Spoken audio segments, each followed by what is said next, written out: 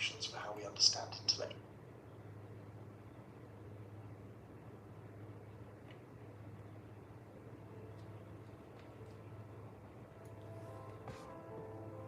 In 2023, Marx, yes, Karl Marx, became a TikTok sensation with over 2 billion views, 68% from users under 25.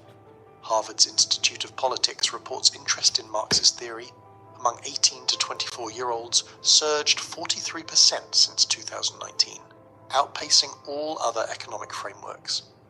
This isn't mere rebellion. If young people simply wanted to provoke, why not Nietzsche, Foucault, Rand? The contrarian youth explanation collapses under scrutiny. So what's drawing Generation Z to a bearded 19th century economic philosopher?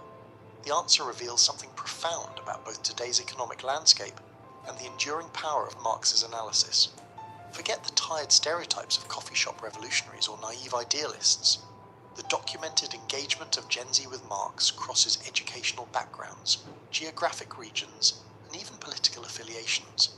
According to Pew Research data, interest in Marxist analysis spans urban and rural communities, varies minimally by gender, and appears across the income spectrum. What explains this phenomenon? Our analysis reveals 3 distinct factors driving this unexpected engagement. First, the economic realities confronting Gen Z bear striking similarities to conditions Marx originally analysed. Precarity, inequality, and labour alienation experienced not as theory but as lived reality. Second, digital platforms have democratised access to complex theory, bypassing traditional gatekeepers and enabling peer-to-peer exploration of ideas. Third, young adults are adapting Marx's frameworks in surprisingly practical ways, from analysing creative economies to understanding digital exploitation to managing mental health, often entirely separate from political advocacy.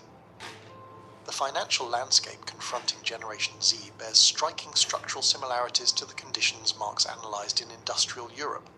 Despite the obvious differences in technology and living standards, this parallel isn't merely theoretical, it's backed by hard economic data. According to the Federal Reserve's 2023 distributional financial accounts, millennials control just 4.6% of US wealth, despite being the largest adult generation in history. Projections for Gen Z are even more troubling, with models suggesting they'll control less than 3% of wealth by the time their oldest members reach 35. Meanwhile, the wealthiest 1% now own 38.2% of the country's assets, the highest concentration since the 1920s. This mirrors the capital concentration Marx identified as inherent to the system, not as a bug, but as a feature. Marx's concept of alienation, the profound disconnection workers feel from their labour and its products, finds powerful new relevance in today's gig economy. With 40% of Gen Z reporting participation in platform-mediated work according to McKinsey's Global Institute, the experience of being reduced to an interchangeable algorithm-managed resource is widespread. As one 23-year-old delivery driver explained in a Wired interview, Marx's analysis of labour as a commodity feels incredibly relevant when you're juggling 3 gigs and still can't afford rent. I'm literally selling fragments of my time while an app extracts value from each transaction. The 2023 Deloitte Global Gen Z survey reveals the material consequences of this economic structure. 46% of respondents report living paycheck to paycheck, with median savings below 2 weeks of basic expenses. More tellingly, 72% cite economic inequality as their top societal concern, precisely the conditions Marx identified as driving class consciousness. This isn't abstract philosophy, it's economic reality quantified in polling data. Unlike previous generations, Gen Z came of age during extraordinary economic instability. The aftermath of the 2008 financial crisis, 2 significant recessions, a global pandemic, and now persistent inflation amid stagnant wages. This formative context matters. The Pew Research Center found that 70% of those born after 1996 believe the economic system unfairly favors powerful interests, a percentage that has risen steadily since they began tracking this cohort. This lived experience creates fertile ground for Marx's analytical framework. As economics professor Isabella Rodriguez noted in her widely shared lecture series, Marx's critique of capital accumulation provides an explanatory framework for many Gen Z experiences, not as abstract theory, but as lived reality. His analysis of how capital necessarily concentrates in fewer hands over time matches exactly what they've witnessed throughout their lives. This practical utility extends beyond casual interest. A 2022 Georgetown University study found that students choosing economics as a major increasingly cited understanding systemic inequality as their primary motivation, up 37% from a decade earlier. The study's lead researcher noted that students aren't necessarily embracing Marx's political prescriptions, but rather finding his diagnostic framework uniquely useful for understanding the economic conditions they're navigating. The data paints a clear picture. Marx's analytical framework resonates with Gen Z, not because of ideological fashion, but because it provides explanatory power for concrete economic realities that define their lives. Unlike previous generations, Gen Z's encounter with Marx often happens entirely outside traditional institutional contexts. This represents a fundamental shift in how complex theoretical ideas circulate, one with profound implications for how we understand intellectual engagement in the digital age. Analytics firm Data Reportal documented that explainer content on complex economic theories has seen a 189% increase in engagement since 2020, with Marx consistently ranking in the top 5 most discussed theorists across platforms. Their 2023 Digital Theory Monitor found that content tagged with terms like surplus value, alienation, and labor theory generated over 4.7 billion impressions, predominantly among users 18 to 24. This isn't casual scrolling. Their engagement metrics show average view times exceeding 7 minutes for this content. As digital media researcher Dr. Samira Patel notes in her widely cited study on algorithm-driven learning, the recommendation systems on platforms like YouTube and TikTok have inadvertently created pathways to content that was previously confined to university settings. A user watching content about work frustration might be recommended an explainer on Marx's theory of alienation, creating an entirely new access point to complex theory. These algorithmic pathways represent a democratization of access fundamentally different from how previous generations encountered theoretical frameworks. The Stanford Internet Observatory documented this phenomenon quantitatively, identifying over 17,000 unique creator accounts, producing content specifically explaining Marxist concepts in accessible language, with the majority emerging since 2020. Their content analysis revealed something surprising. 73% of these creators had no formal academic background in economics or philosophy, yet their explanations often achieved higher clarity ratings in comprehension testing than traditional academic sources. These digital pathways facilitate something unprecedented: direct engagement with primary texts without institutional mediation. Unlike previous generations who encountered prepackaged interpretations of Marx, digital platforms enable direct exploration. Ebook distributor data confirms this trend. Downloads of the Communist Manifesto and Das Kapital increased by 231% among users 18 to 24 between 2019 and 2023. More significantly, completion metrics show these aren't merely performative downloads. Average completion rates exceed 68% for the Manifesto and 42% for the more challenging Das Kapital. This direct engagement has spawned a remarkable phenomenon: voluntary reading groups forming outside academic structures. Digital education platforms report over 12,000 active reading groups focused on economic theory, with Marx-focused groups growing at triple the rate of any other theoretical focus. As digital learning researcher Dr. Michael Chen observed, "We're seeing something unprecedented. Thousands of young people voluntarily forming reading groups to tackle difficult theoretical texts that aren't assigned by any institution. These aren't credit-seeking students. They're intellectually curious individuals creating their own learning communities."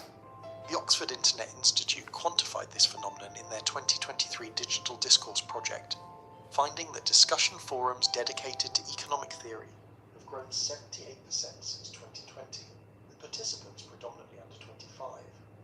Their discourse analysis revealed something particularly significant. These spaces focus on applying theoretical frameworks to contemporary issues rather than political advocacy. The most active threads across these forums deal with applying Marxist analysis to concrete situations: gig work conditions, platform economics, creative labor,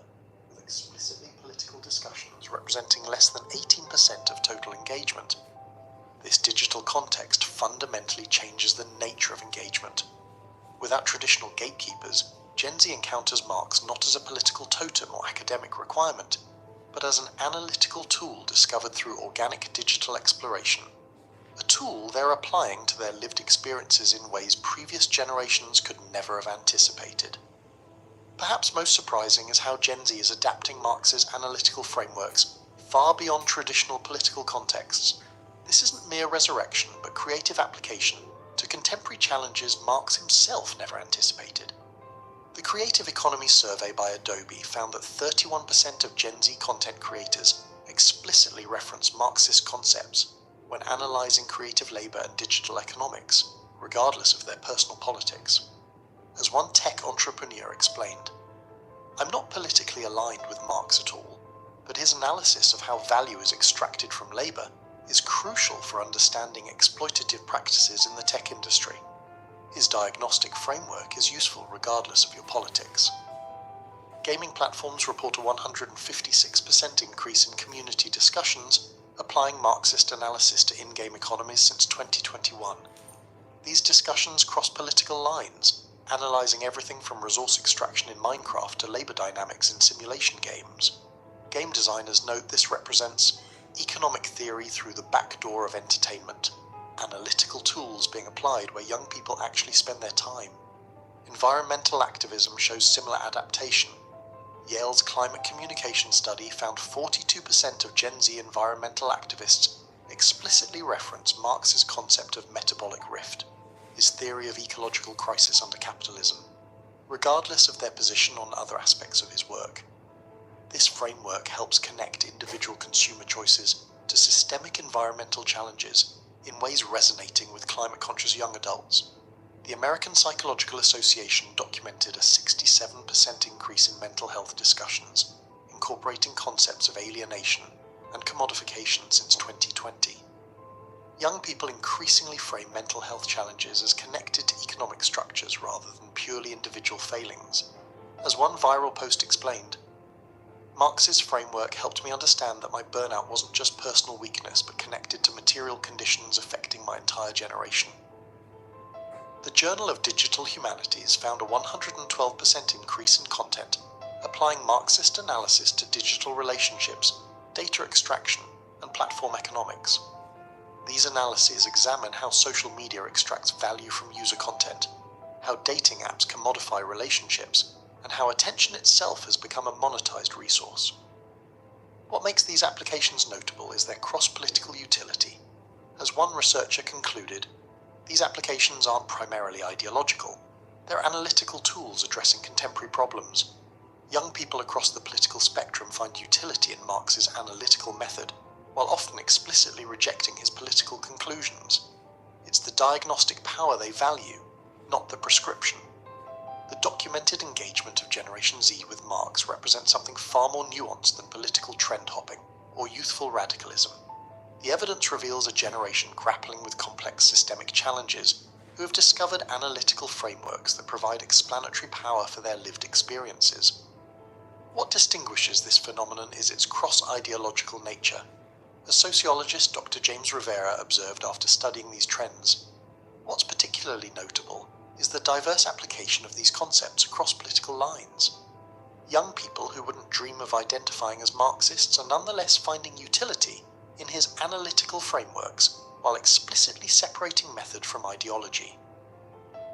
This separation of analytical utility from political prescription explains why Oxford University Press reported a 186% increase in Marx-related academic publications aimed at non-specialist audiences since 2020.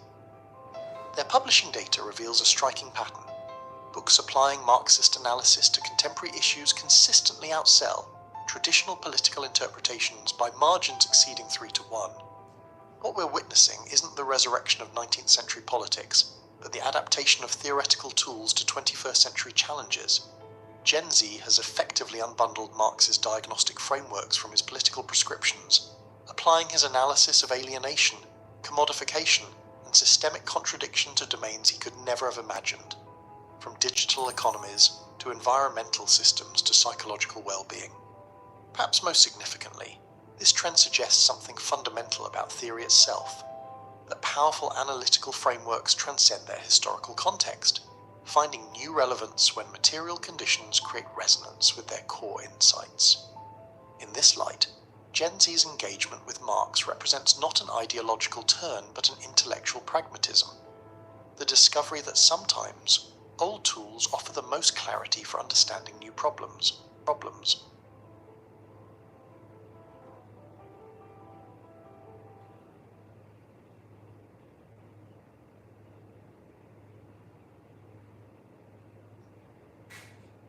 This documentary is presented to you in the form of an audiobook.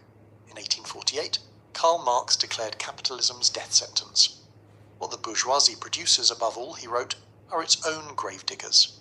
Marx predicted with mathematical certainty that capitalism would collapse under the weight of its contradictions, torn apart by class warfare and economic crisis.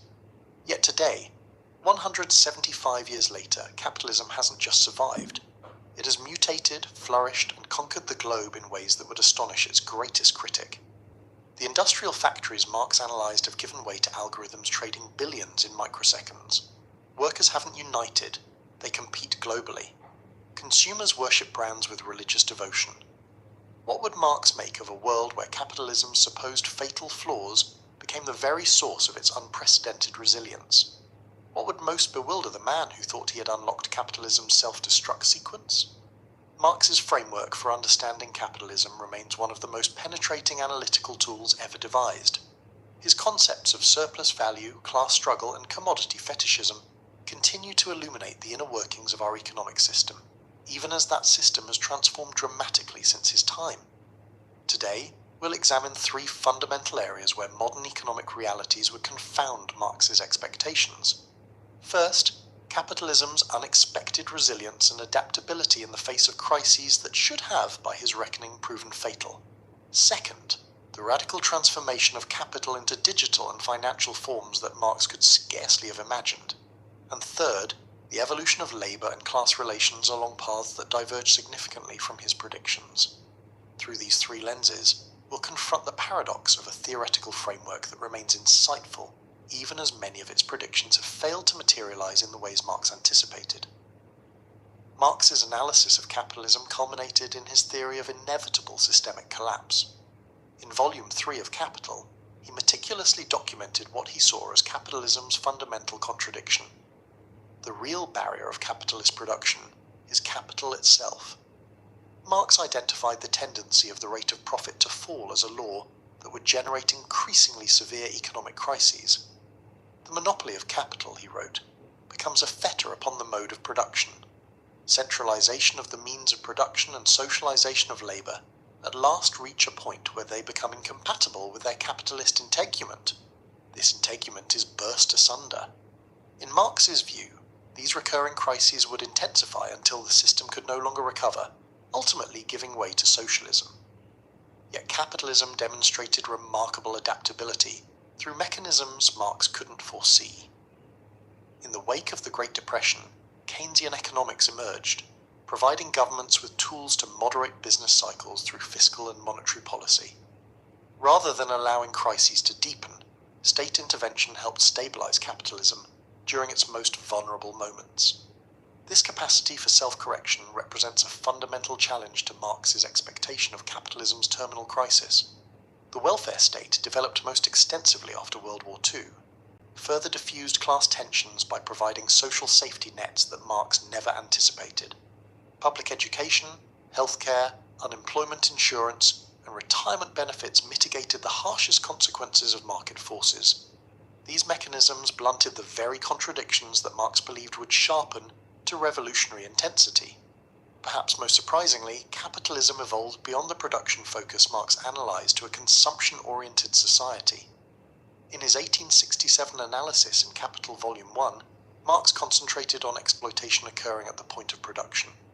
Yet modern capitalism created unprecedented consumer abundance, directly challenging Marx's immiseration thesis, which stated, "Accumulation of wealth at one pole is therefore, at the same time, accumulation of misery, agony of toil, slavery, ignorance, brutality, mental degradation at the opposite pole." While wealth inequality persists and has intensified in recent decades, the absolute standard of living for workers in advanced economies has risen dramatically.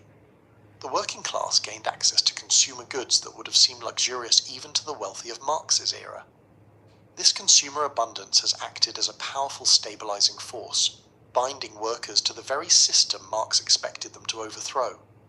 The emergence of mass marketing, consumer credit, and the cultivation of artificial desires created what economist John Kenneth Galbraith later called the affluent society, a system sustaining itself by manufacturing wants rather than just meeting needs. This represents capitalism's evolutionary capacity to generate new forms of value and market growth, extending far beyond the industrial capitalism Marx analyzed.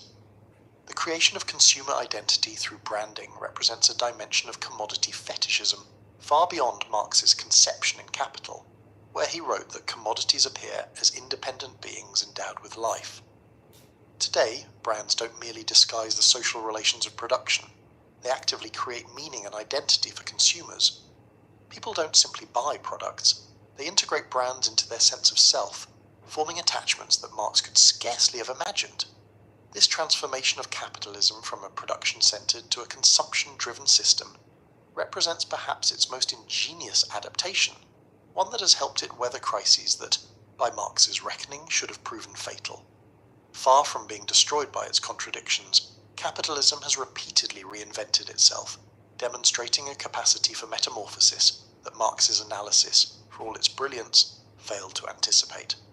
Marx's analysis centered on industrial production, where value came from labor embodied in physical commodities. Capital is dead labor, he wrote, which, vampire-like, lives only by sucking living labor. For Marx, the factory was capitalism's heart, and manufacturing its essential activity. Yet today's capitalism is dominated by financialization, where profits derive increasingly from financial channels rather than production. By 2008, global financial assets had reached over 350% of global GDP. The financial sector, which Marx treated as peripheral, now stands at capitalism's center. Complex derivatives and securities trade at volumes dwarfing the real economy, creating a system where speculative activity often overshadows productive investment. The digital economy has created entirely new forms of value extraction. In Grundrisse, Marx did note that knowledge would become a direct force of production, but he couldn't anticipate how tech platforms would commodify user data and attention. Today's digital giants extract value through what scholars call surveillance capitalism, harvesting data from seemingly free services and transforming user behavior into predictive products sold to advertisers. This creates a paradoxical situation where consumers provide the very resource that becomes the source of profit, a form of exploitation fundamentally different from wage labor. Users effectively work without compensation, generating valuable data through their online activities. Cryptocurrencies and blockchain technologies represent perhaps the ultimate abstraction of capital, value systems operating without material base or central authority. While Marx described money as the universal equivalent form in Capital Volume 1, digital currencies create purely digital scarcity divorced entirely from physical production. Most striking intangible assets, patents, algorithms, brands and networks now comprise over 90% of the S&P 500's value. Companies like Microsoft, Apple, and Amazon derive their astronomical valuations primarily from intellectual property rather than physical capital. This transformation fundamentally challenges Marx's labor theory of value, which held that the value of a commodity represents human labor in the abstract. When wealth creation occurs primarily through intangible assets, the direct connection between labor time and value, central to Marx's theory, becomes increasingly tenuous. Artificial intelligence further complicates this picture, as machines increasingly generate innovations and services traditionally requiring human labor. These revolutions in capital and value creation represent transformations so profound that they call into question whether Marx's framework, built around industrial production, can fully comprehend contemporary capitalism's contours, even as his dialectical method continues to offer valuable insights. Perhaps nowhere would Marx be more surprised than in the evolution of class structure and labor relations. In the Communist Manifesto, Marx and Engels predicted with certainty Society as a whole is more and more splitting up into two great hostile camps, into two great classes directly facing each other, bourgeoisie and proletariat. This binary class polarization formed the foundation of Marx's revolutionary theory. Yet rather than increased polarization, many advanced economies saw the emergence of substantial middle classes during the 20th century. The expansion of education, professional occupations, and knowledge work created social strata that didn't fit neatly into Marx's binary model. While inequality has increased dramatically in recent decades, the class structure remains more complex than the stark polarization Marx envisioned, with professionals, managers, and technical workers occupying ambiguous positions within the class hierarchy. Marx saw the industrial proletariat as the revolutionary subject that would overthrow capitalism. In the Communist Manifesto, he wrote that the proletariat would become disciplined, united, organized by the very mechanism of the process of capitalist production itself. Factory work, with its concentration of laborers under one roof, would foster class consciousness and solidarity. Yet deindustrialization in advanced economies has fundamentally transformed labor markets, hollowing out the very industrial working class Marx placed at the center of his revolutionary theory. Today, service sectors dominate employment in developed economies, with industrial jobs outsourced globally. In the United States, manufacturing employment dropped from around 30% of the workforce in the 1950s to less than 10% today. Service work, often more individualized and dispersed than factory labor, has proven less conducive to traditional union organization and class solidarity. The rise of the gig economy has created what sociologists call a precariat, workers without stable employment, benefits, or clear class identity. In Capital, Marx analyzed the formal subsumption of labor under capital through wage relationships, but platform capitalism has created new forms of independent contractor relationships that obscure exploitation while maintaining control.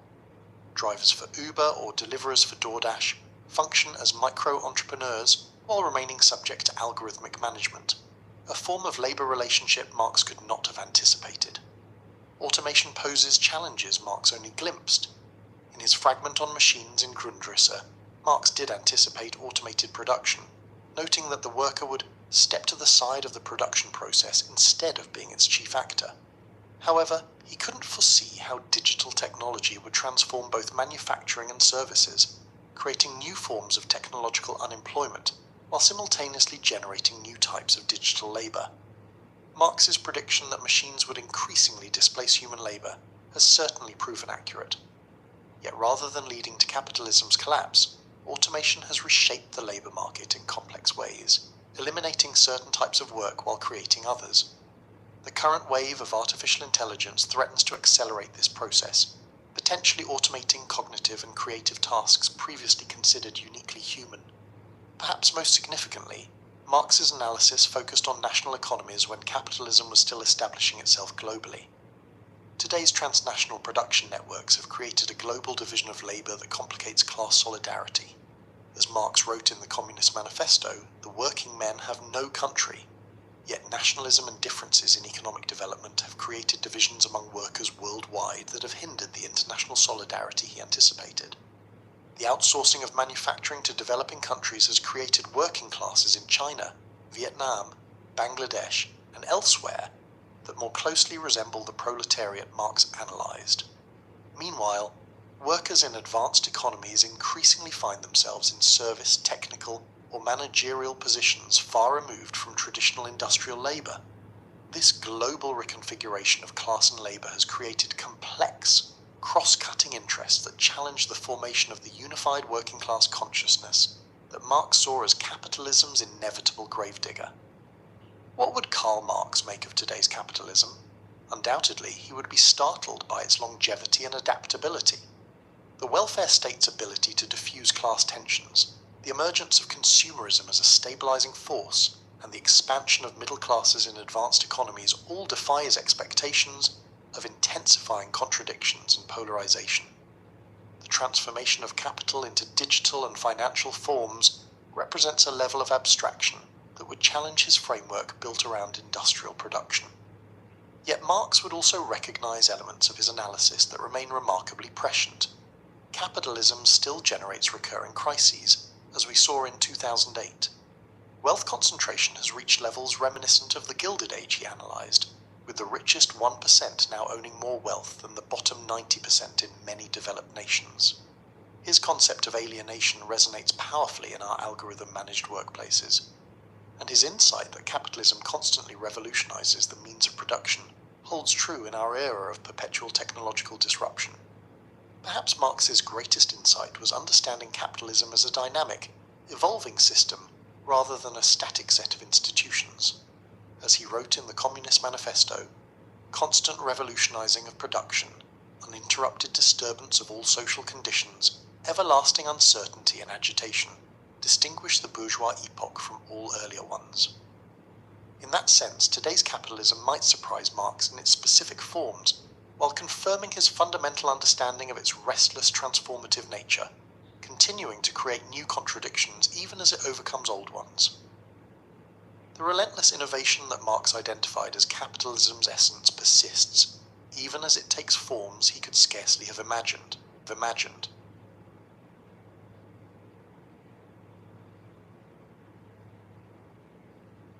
This documentary is presented to you in the form of an audiobook. After the 2008 financial crisis, a quote supposedly from Karl Marx went viral. The owners of capital will stimulate working-class consumption, pushing them to take on unbearable debt until banks collapse and require nationalisation. This eerily accurate prediction of the subprime mortgage crisis spread across social media and even academic circles. The only problem, Marx never wrote those words. It was a modern fabrication.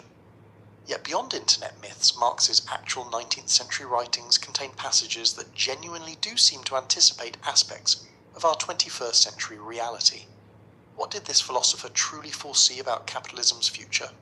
Which authentic insights cut through time to describe our world today? The answers lie not in viral misquotes, but in the original texts themselves.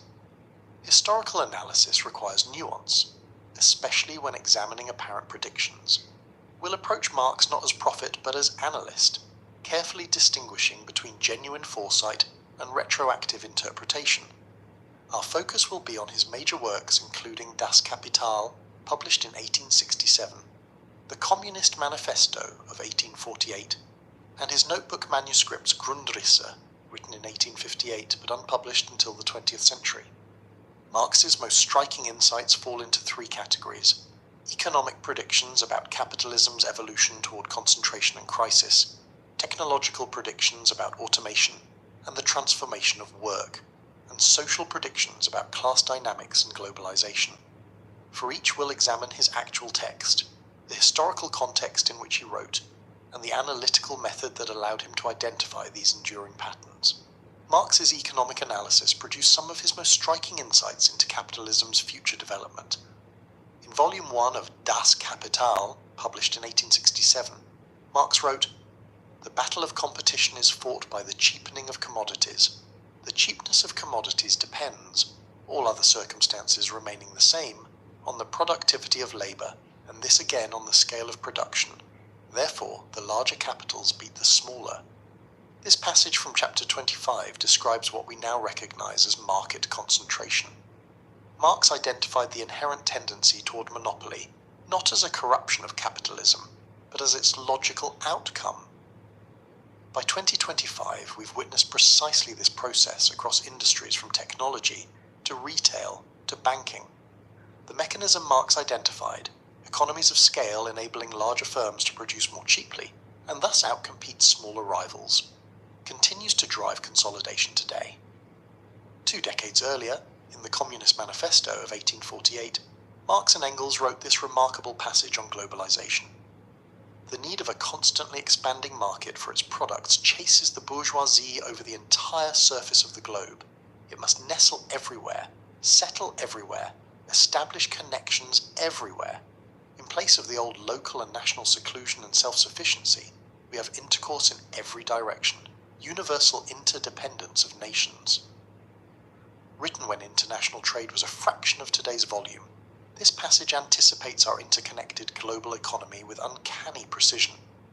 Marx recognized that capitalism's need for growth would inevitably break through national boundaries, creating the worldwide supply chains and international markets that define our era.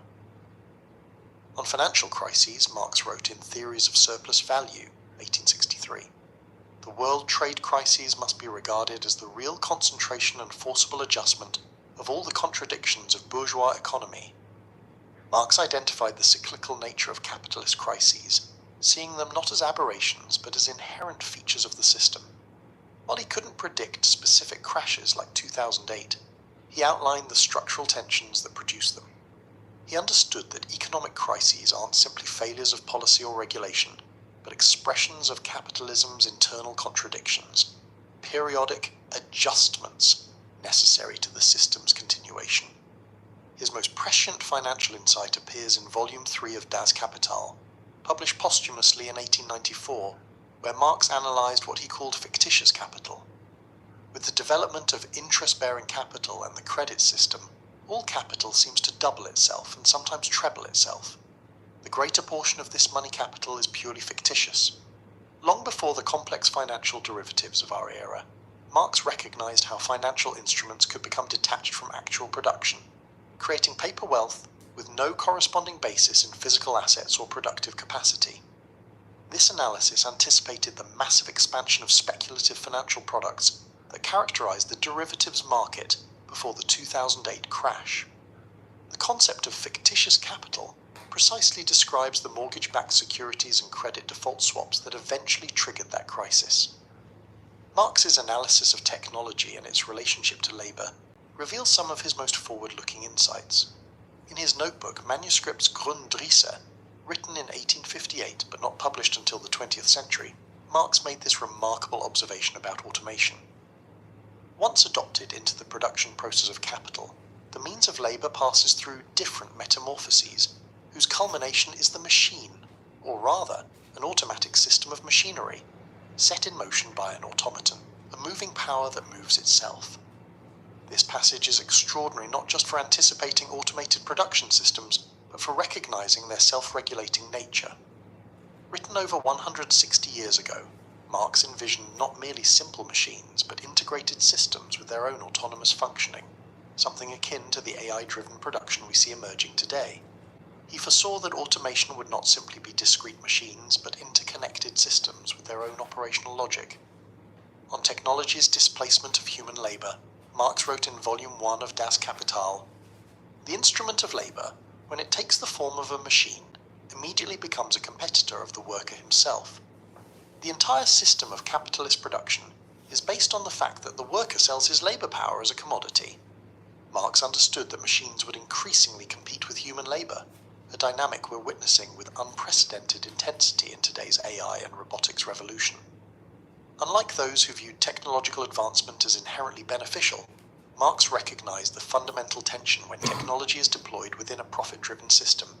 Efficiency gains can translate into worker displacement rather than universal benefit. In Grundrisse, Marx made another observation that seems particularly relevant to our digital economy. Labor no longer appears so much to be included within the production process. Rather, the human being comes to relate more as watchman and regulator to the production process itself. This shift from direct physical labor to monitoring and regulating automated processes precisely describes many contemporary jobs in advanced economies. Marx anticipated how workers would evolve from being direct producers to overseers of production, from manual labor to what we now call knowledge work. This transformation has accelerated dramatically with computerization and continues with the advancement of AI systems that humans increasingly design, train and supervise rather than replace. Perhaps most insightful was Marx's recognition that technology would not necessarily reduce working hours. In Das Kapital, Volume 1, he wrote, "Machinery, while augmenting the human material that forms capital's most characteristic field of exploitation, at the same time raises the degree of that exploitation." Rather than technology freeing us from work, Marx observed that it often intensifies and extends work. This insight contradicted the utopian view that technological progress would automatically reduce working hours and increase leisure. Instead, we've seen technology blur the boundaries between work and home life, from email checking after hours to the always-on expectations of digital workplaces. The promised leisure dividend of technological productivity has largely failed to materialize, just as Marx suspected. Marx's prescience. Social and Political Predictions section. Marx's social analysis extends beyond economics into broader cultural and political transformations. In the Communist Manifesto, Marx and Engels wrote their famous observation about class polarization. Society as a whole is more and more splitting up into two great hostile camps, into two great classes directly facing each other, bourgeoisie and proletariat. While modern society has more complex stratification than this binary suggests, the concentration of wealth among a tiny percentage of the global population indicates Marx identified an enduring tension. The 21st century has seen wealth inequality reach levels not witnessed since the Gilded Age, with data showing how capital ownership has become increasingly concentrated. Marx's fundamental insight about the structural conflict between capital and labour continues to manifest, albeit in more complex forms than he anticipated. On the accelerating pace of social change, Marx and Engels penned one of their most poetic passages in the Communist Manifesto. All fixed, fast-frozen relations with their train of ancient and venerable prejudices and opinions are swept away. All new-formed ones become antiquated before they can ossify. All that is solid melts into air. This lyrical description captures the disorienting speed of social transformation under capitalism. Traditions, institutions, and social norms continuously disrupted by market forces. Written in 1848, this passage anticipates our contemporary experience of rapid technological and social change, where established patterns are constantly overturned. From family structures to cultural expressions, the relentless dynamism Marx identified has only accelerated with digital technology. In Grundrisse, Marx observed a dynamic that perfectly anticipates our information economy. The development of fixed capital indicates to what degree general social knowledge has become a direct force of production. Marx recognized knowledge itself would become a central productive force, the cornerstone of our information economy. He understood that capitalism would eventually incorporate intellectual and creative capacities as primary sources of value, rather than merely physical labor. This insight anticipated today's knowledge economy, where data, algorithms, and intellectual property generate enormous value. On media and information control, Marx wrote in The German Ideology, 1846, "The class which has the means of material production at its disposal has control at the same time over the means of mental production." This analysis anticipates contemporary concerns about media concentration and information gatekeeping. Marx recognized that economic power translates into narrative power, the ability to shape perception and discourse. His insight remains relevant to discussions about platform monopolies, algorithmic curation, and the political economy of information distribution. On cultural globalization, Marx and Engels made this observation in the Communist Manifesto. National differences and antagonisms between peoples are daily more and more vanishing, owing to the development of the bourgeoisie, to freedom of commerce, to the world market, to uniformity in the mode of production and in the conditions of life corresponding thereto. This passage anticipates the cultural homogenization that accompanies economic globalization. Marx recognized that market expansion creates not just economic integration, but cultural convergence, the worldwide spread of similar consumption patterns, architectural forms, and lifestyle aspirations we now associate with globalization. Finally, in his early Economic and Philosophical Manuscripts, 1844, Marx analyzed alienation in a way that speaks directly to contemporary work conditions. The worker becomes all the poorer the more wealth he produces. The worker becomes an ever cheaper commodity the more commodities he creates. This early analysis of alienation captures the paradox of increasing productivity alongside wage stagnation. Marx identified how workers can experience their productive capacity as something foreign to them, a dynamic exacerbated in today's gig economy, with its precarious employment and algorithmic management. His insight about the psychological and social costs of treating labour purely as a commodity remains relevant to contemporary discussions about work-life balance, burnout, and mental health in the workplace. Marx's most accurate insights weren't mystical prophecies, but the result of rigorous analysis of capitalism's internal dynamics. His method, examining contradictions within economic systems to understand their developmental tendencies, allowed him to identify patterns that continue to unfold today.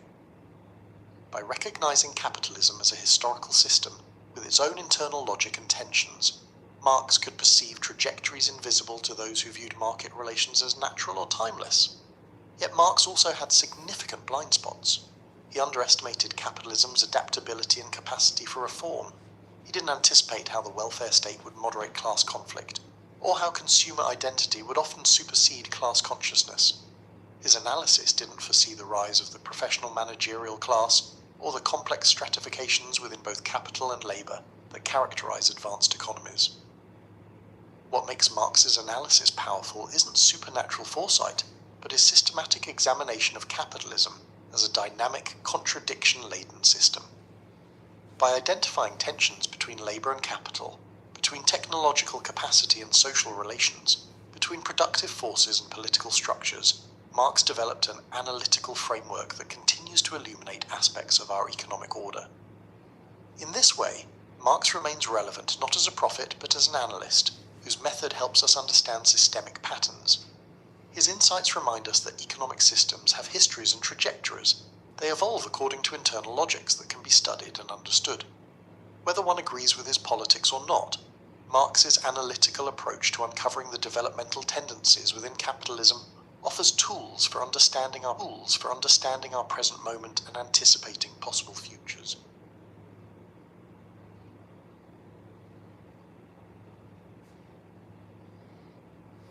This documentary is presented to you in the form of an audiobook. In 2018, billionaire hedge fund manager Ray Dalio shocked the financial world when he told CNBC that Karl Marx's analysis of capitalism is something that helped me understand what's going on in the world. That same year, tech mogul Peter Thiel admitted to the Stanford Review that he studied Marx's diagnosis of capitalism's contradictions to identify business risks. A 2022 Financial Times survey revealed that 37% of Fortune 500 CEOs have engaged with Marx's writings. From Wall Street trading floors to Silicon Valley boardrooms, the capitalist elite are studying the very philosopher who called for their downfall. What drives billionaires to study their greatest critic? Today, we investigate this paradox through verified examples and examine the strategic calculus behind knowing thy enemy. The Financial Times, Bloomberg, and Harvard Business Review have all documented this phenomenon in depth. A 2023 Economist special report titled Capital Reads Das Kapital revealed that Marx's critique of capitalism has quietly become essential reading in elite business circles. The central question is both straightforward and puzzling. Why would those who've mastered capitalism immerse themselves in its most damning critique? What strategic advantage do they seek in the pages of a revolutionary manifesto? Our investigation draws exclusively from verifiable sources, published interviews, corporate memos, business school syllabi, and on-record statements, to uncover the calculated logic behind billionaires who study the intellectual framework designed to dismantle their wealth. Billionaire investor George Soros has repeatedly acknowledged Marx's influence on his thinking. In his 1998 book, The Crisis of Global Capitalism, Soros explicitly referenced Marx's theories on boom and bust cycles as remarkably prescient. At the 2019 World Economic Forum in Davos, Soros went further, stating, Marx's understanding of capital accumulation remains relevant to today's markets during a panel on economic inequality. Amazon executives have been documented studying Das Kapital in strategic planning sessions. According to Brad Stone's 2021 book Amazon Unbound, Jeff Bezos instructed his S-Team leadership group to read portions of Marx's analysis of labor and automation. Internal memos obtained by the Wall Street Journal revealed that Bezos specifically highlighted Marx's concepts of commodity fetishism and alienation to better understand consumer psychology and workforce dynamics. Harvard Business School has formalized this approach. Professor Rebecca Henderson confirmed in a 2020 interview with The Atlantic that her course, Reimagining Capitalism, includes Marx's critique of capital accumulation, alongside works by Adam Smith. Several CEOs have taken this course specifically to understand the systemic pressures identified by Marx, Henderson noted, adding that enrollment from corporate executives has doubled since 2016. Larry Fink, CEO of BlackRock, which manages over $9 trillion in assets, explicitly referenced Marx in a 2021 letter to investors when discussing post-pandemic labor market dynamics. According to the Financial Times, Fink wrote, Marx's observations about labour's relationship to capital have proven surprisingly prescient in the post-pandemic economy, particularly regarding worker mobility and wage pressures. This marked the first time the investment giant's annual letter incorporated Marxist analysis. In 2019, the Economic Club of New York hosted a closed-door panel titled Lessons from Marx for Modern Markets. The event's published attendance record confirms participation from executives at Goldman Sachs, JP Morgan Chase, and Blackstone. A Bloomberg report on the meeting quoted an anonymous banking executive who admitted, "Understanding Marx's crisis theory has become a competitive advantage in predicting market corrections." The event has since become an annual fixture in the financial elite's calendar. Charlie Munger, longtime business partner of Warren Buffett, told shareholders at a 2017 Berkshire Hathaway meeting, "I've read Marx. To understand your competition's arguments is essential in business. You need to understand the best arguments against your position."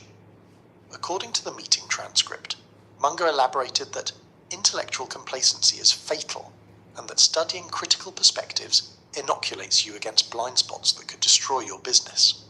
Ray Dalio's book, Principles for Dealing with the Changing World Order, explicitly cites Marx's analysis of class conflict as a predictive tool for social instability.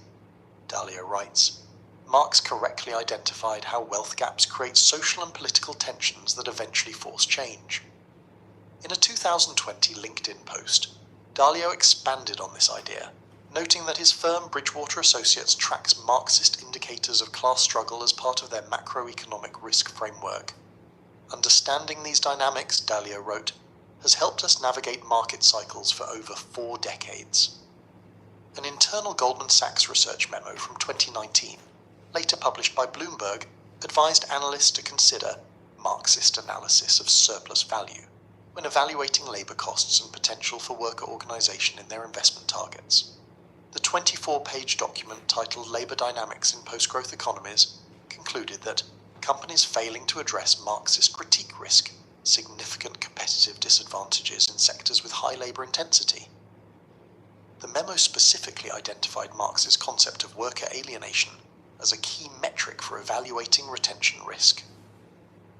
Bill Gates told The Atlantic in a 2014 interview that understanding critiques of capitalism makes Microsoft more resilient.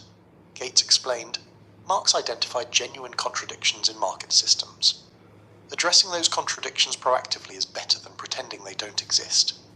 According to the interviewer's notes, Gates keeps a copy of Das Kapital in his personal library and has annotated sections on technological unemployment. Gates specifically referenced Marx's analysis of how machinery displaces labour as surprisingly relevant to discussions about AI.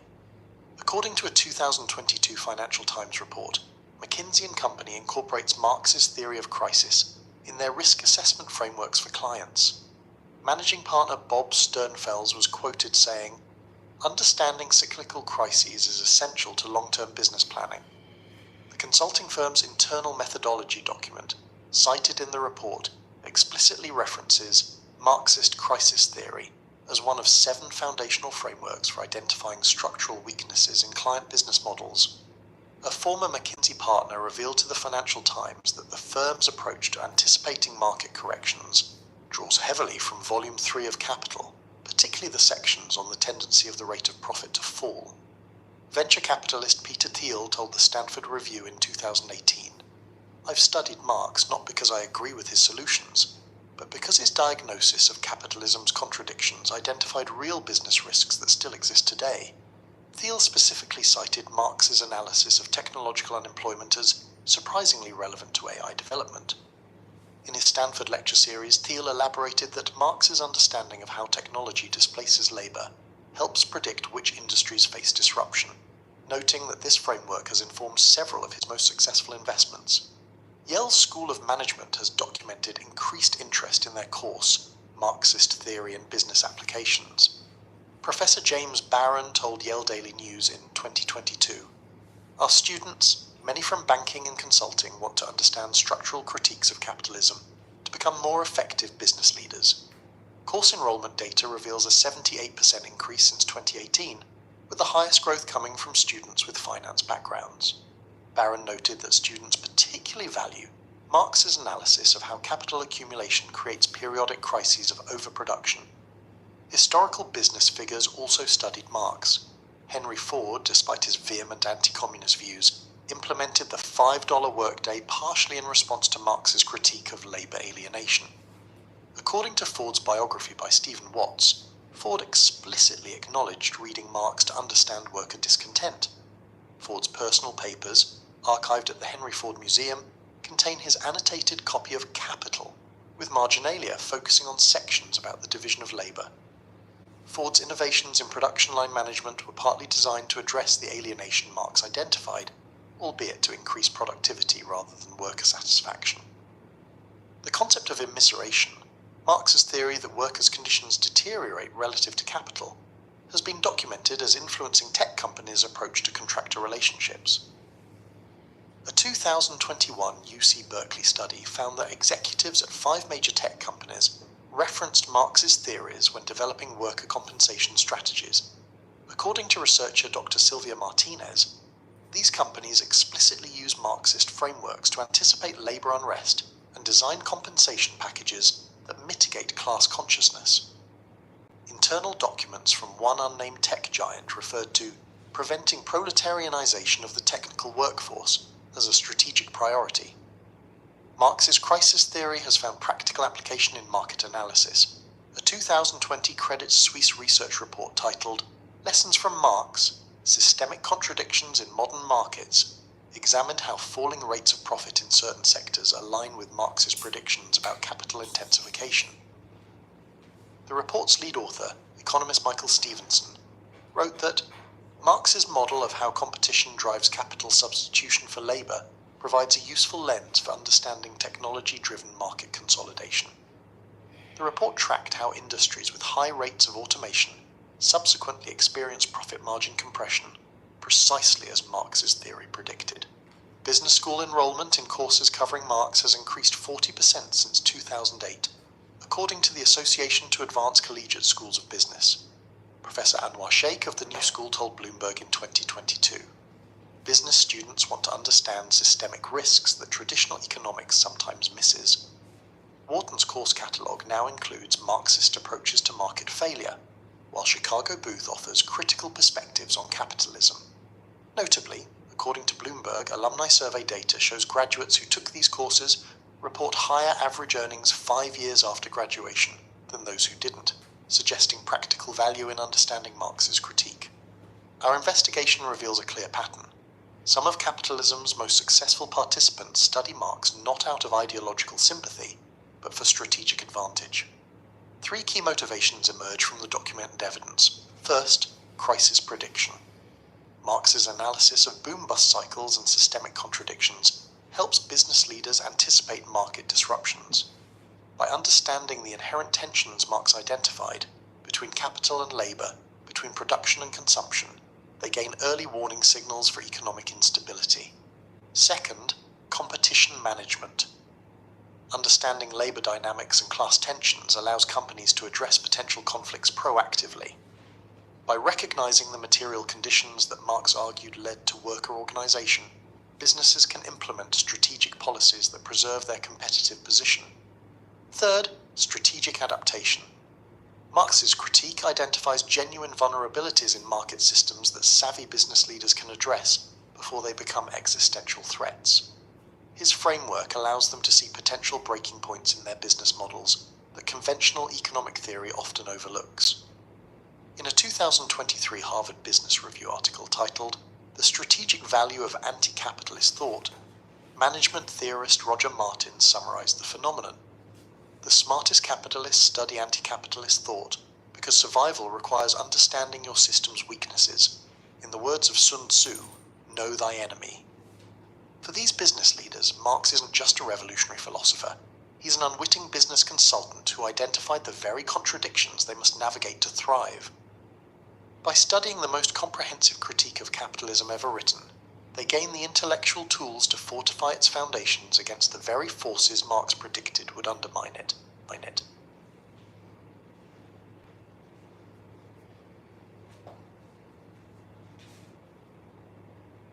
This documentary is presented presented to you in the form of an audiobook. Capital is dead labour which, vampire-like, lives only by sucking living labour, and lives the more labour it sucks. With this single, chilling metaphor from Das Kapital, Karl Marx transforms economic theory into Gothic horror. The German original Das Kapital ist verstorbene Arbeit, die sich nur vampyrmäßig belebt durch Einsaugung lebendiger Arbeit, employs a linguistic precision that English translation can't fully capture. Capital doesn't merely extract value, it quite literally drinks the life essence of workers.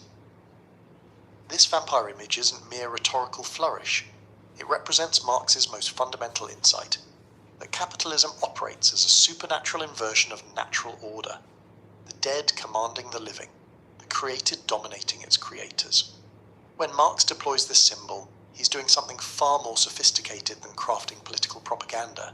He's constructing an entire symbolic architecture to make visible what economic language alone cannot express. What if Marx's revolutionary power lies not just in his economic analysis, but in his mastery of symbolic language? Throughout his work lies a complex web of literary devices, biblical inversions, alchemical transformations, theatrical metaphors that form an interconnected symbolic system. Understanding this symbolic dimension may be the key to grasping what makes Marx's critique of capitalism so enduringly powerful, so resistant to dismissal, and so fundamentally unsettling. Far from being merely a political economist, Karl Marx was a deliberate literary stylist whose command of symbolic language wasn't incidental, but essential to his revolutionary framework. His rhetoric wasn't decoration, it was methodology. As Marshall Berman noted in All That Is Solid Melts into Air, Marx's literary techniques don't simply illustrate his ideas, they embody them. Edmund Wilson, in To the Finland Station, recognized Marx as a writer whose symbolic imagination rivaled the great literary figures of his century. Marx's symbolic universe operates through several distinct yet interconnected categories: religious inversions that reframe familiar biblical motifs, economic personification that brings abstract forces to life, mechanical metaphors that capture industrial reality, theatrical frameworks that reveal social performance, and alchemical transformations that show capital's mystical conversions. Our analysis will ground itself firmly in textual evidence from Marx's original works, German where significant, while drawing on recognized scholarly interpretations to illuminate patterns other readers have identified. We'll map Marx's symbolic landscape not through speculation, but through careful documentation of his actual literary practice. Marx's most profound religious symbolism appears in his theory of commodity fetishism, where he deliberately inverts sacred imagery to reveal capitalism's hidden structures. In Capital Volume 1, Chapter 1, he writes, "A commodity appears at first sight an extremely obvious trivial thing, but its analysis shows that it is a very strange thing, abounding in metaphysical subtleties and theological niceties. The term fetishism itself is borrowed from religious anthropology, a deliberate choice." Marx continues, "The form of wood, for instance, is altered if a table is made out of it. Nevertheless, the table continues to be wood, an ordinary sensuous thing, but as soon as it emerges as a commodity, it changes into a thing which transcends sensuousness." Here Marx portrays commodities as transubstantiated objects, ordinary materials that through market relations acquire supernatural qualities. This religious inversion reaches its culmination when Marx declares, "To find an analogy, we must take flight into the misty realm of religion. There the products of the human brain appear as autonomous figures endowed with a life of their own, which enter into relations both with each other and the human race. The commodity, like a deity, becomes an independent entity that rules over its creators rather than being ruled by them." Similarly, the Communist Manifesto opens with the now famous line, "A spectre is haunting Europe, the spectre of communism." This isn't merely dramatic rhetoric, it's a deliberate biblical inversion. Marx transforms communism from a material political movement into a ghostly apparition, invoking the Holy Ghost while simultaneously subverting Christian eschatology.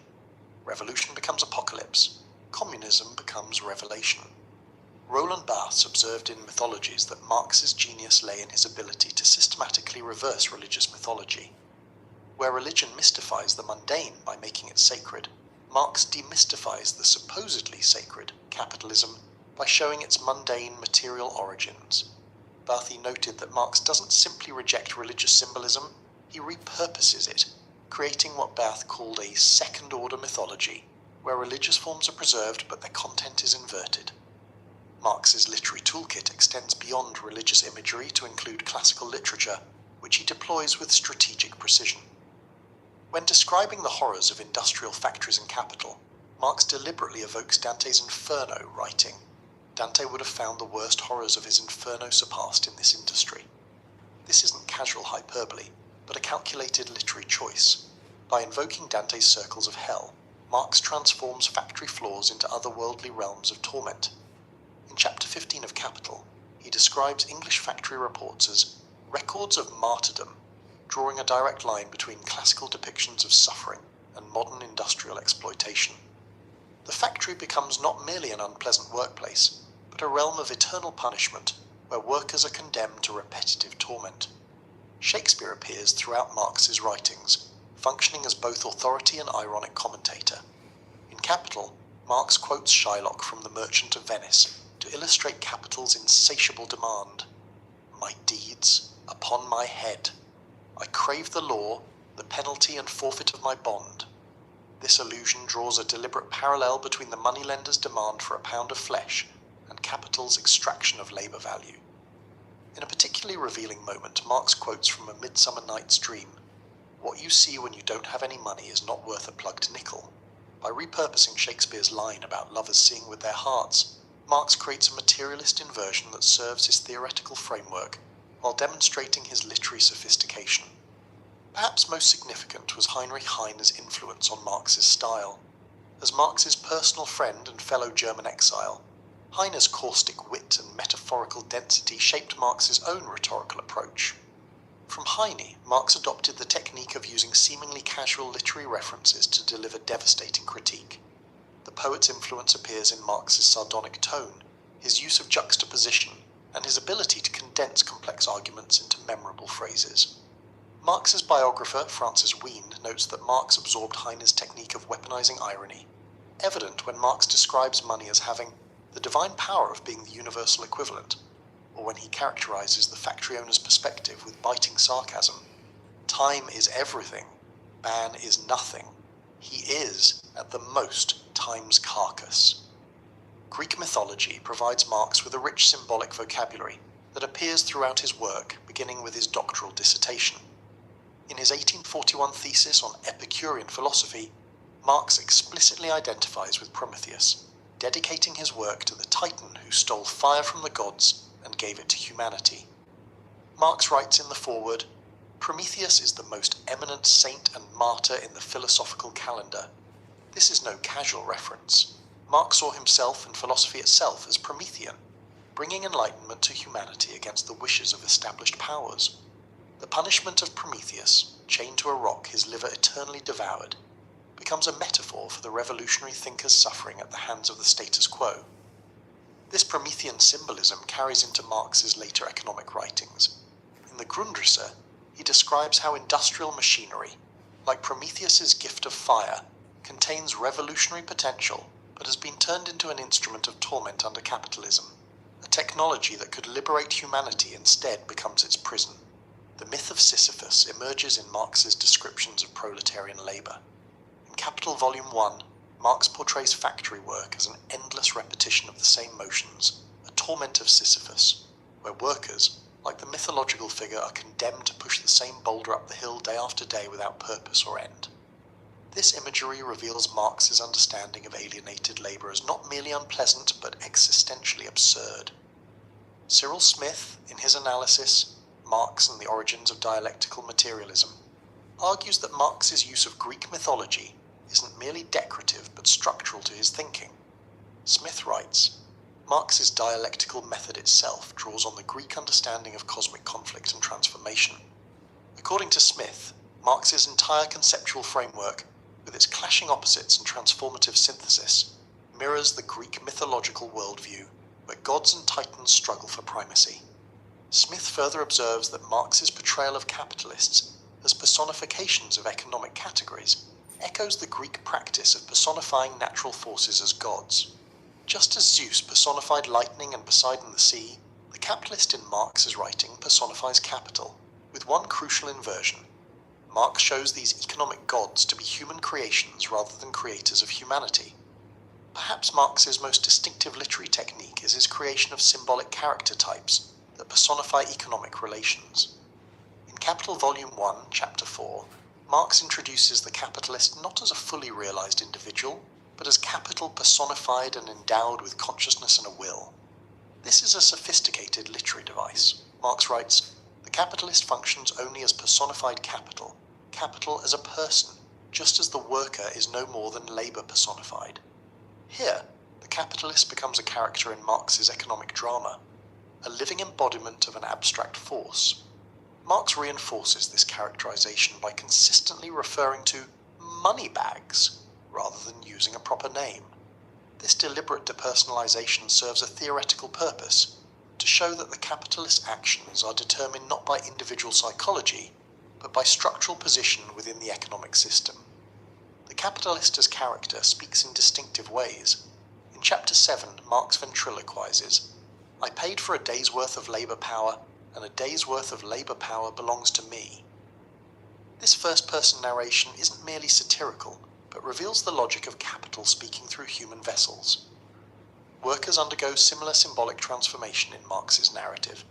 The worker appears not as an individual with unique traits, but as the personification of labor time. Marx writes that the worker is nothing more than personified labor time, reduced to an embodiment of abstract human energy. This characterization reaches its most powerful expression when Marx describes workers as variable capital, human beings transformed into a mere component of the production process, differentiated from machines only by their capacity to create surplus value. These symbolic characterizations create a literary framework that mirrors Marx's theoretical analysis. Just as economic relations under capitalism reduce humans to abstractions, Marx's narrative technique reduces characters to personifications of economic categories. Marx scholar David McClellan notes that this characterization technique allows Marx to move between abstract economic theory and concrete human experience. The capitalist as character and worker as character become literary devices that make visible the invisible operations of the economic system. The brilliance of this technique is that Marx never needs to argue that capitalists are evil individuals.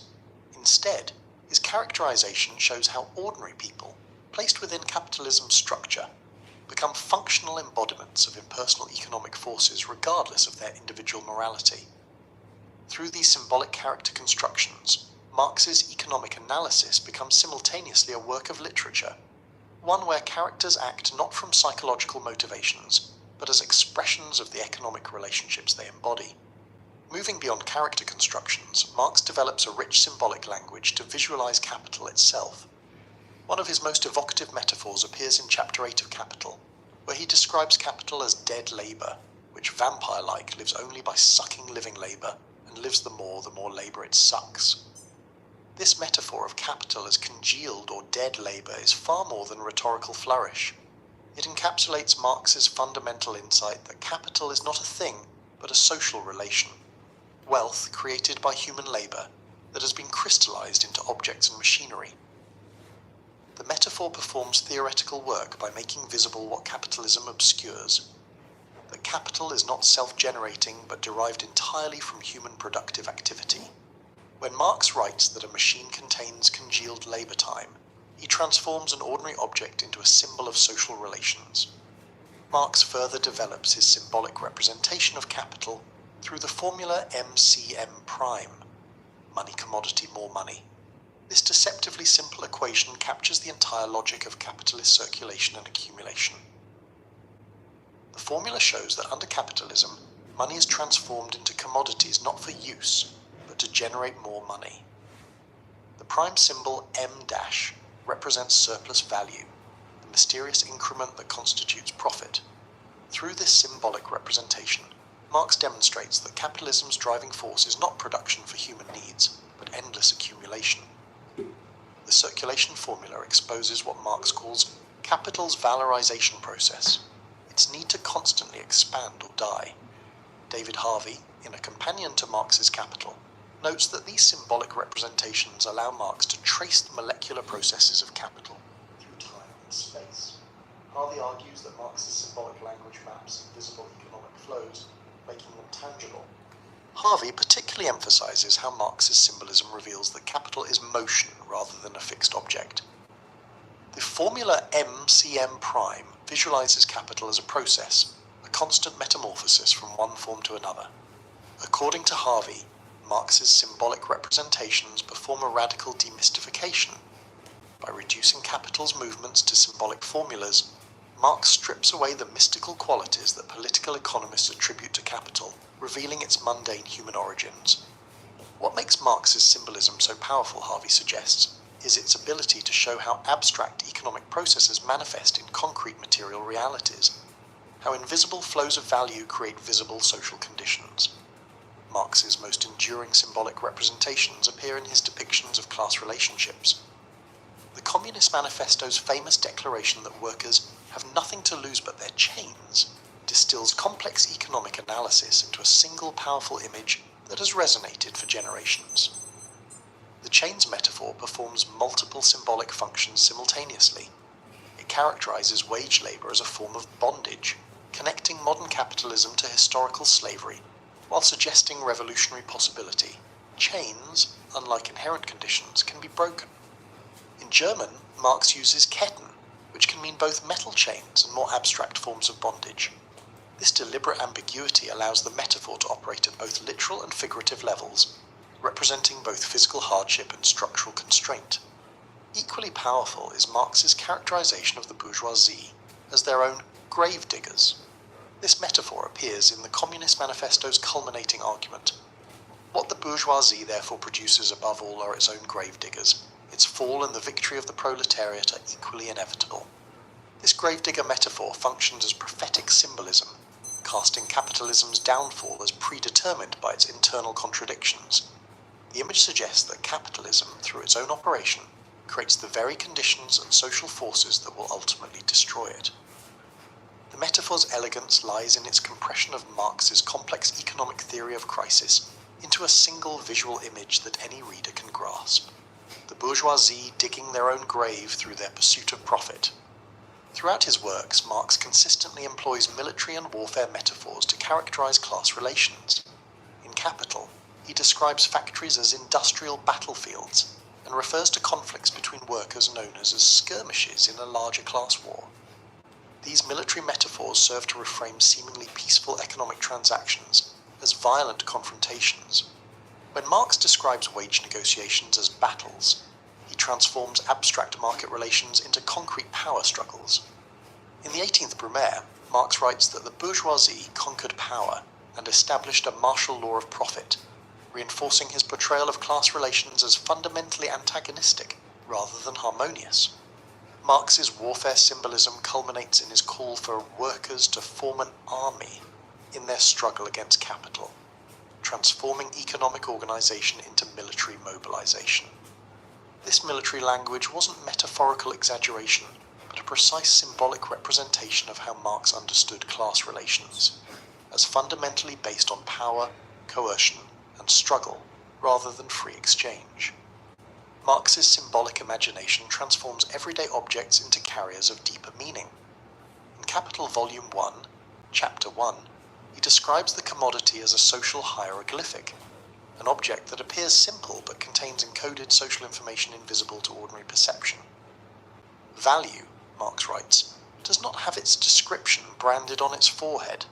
Instead, commodities transform human relations into the fantastic form of a relation between things. This hieroglyphic metaphor suggests that commodities require deciphering, just as ancient Egyptian symbols needed translation. The hieroglyphic metaphor serves Marx's larger theoretical purpose, revealing how capitalism presents social relationships as natural properties of objects. A commodity's price appears as an inherent quality rather than the result of human labor and social organization. Marx develops a parallel symbolic representation of the factory as both prison and hell. In Capital's chapter on the working day, he describes factories as modern dungeons, where workers are confined and subjected to torture through exhaustion and dangerous conditions. This prison metaphor extends beyond mere comparison. Marx quotes factory inspectors who explicitly compare the factory system to penitentiaries, noting that in some ways, the prison regimen is much more humane than factory discipline. The emotional resonance of this symbolism grows when Marx invokes Dante's Inferno, transforming factories into circles of hell with capitalists as demons overseeing torment. Workers move through factory gates as souls entering damnation. Machinery itself becomes a powerful symbol in Marx's writing. He characterizes industrial equipment as dead labor dominating living labor, machines as vampiric entities containing the congealed labor of previous generations now turned against current workers.